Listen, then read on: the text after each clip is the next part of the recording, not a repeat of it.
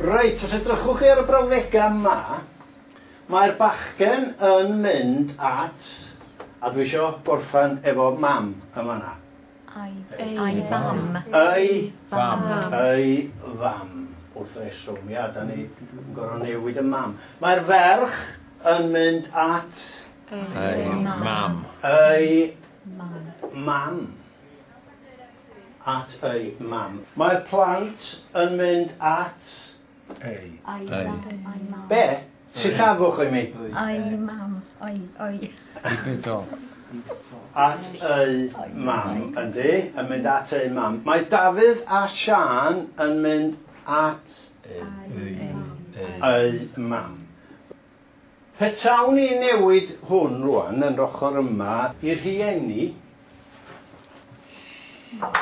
ydy o'n gwneud unrhyw wahaniaeth? No. Mae o un o'n nhw, o ran treiglo. Sef, mae'r bachgen yn mynd at ei rieni.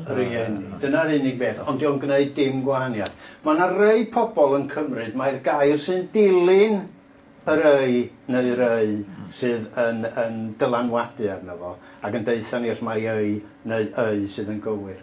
Ond ydych chi'n gywir efo'r rhain i gyd, achos beth sydd yn digwydd ar ddechrau'r frawddeg, cyfeirio nôl at yr enwa sydd ar ddechrau'r frawddeg gyda ni yn yr achos yna. Ac wrth reswm, cofiwch hefyd, os ydych chi'n rhaid mwy nag un enw unigol yna mae'n mynd yn lluosog i bwrpas defnyddio yr ei yn yma.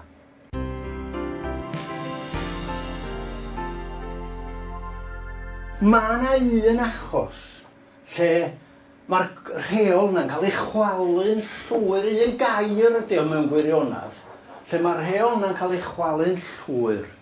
A'r gair hwnnw ydy gilydd. Cymwch frawddeg fel hon. Aeth Dafydd a Sian at, neu daeth y lawn o fod lleia, daeth Dafydd a Sian at o rwan.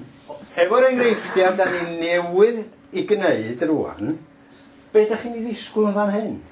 I bedol. I bedol sa chi ddisgwyl, achos mae gennym ni Dafydd a Sian. Dau unigolyn. At ei gilydd fyddan ni'n ei ddisgwyl.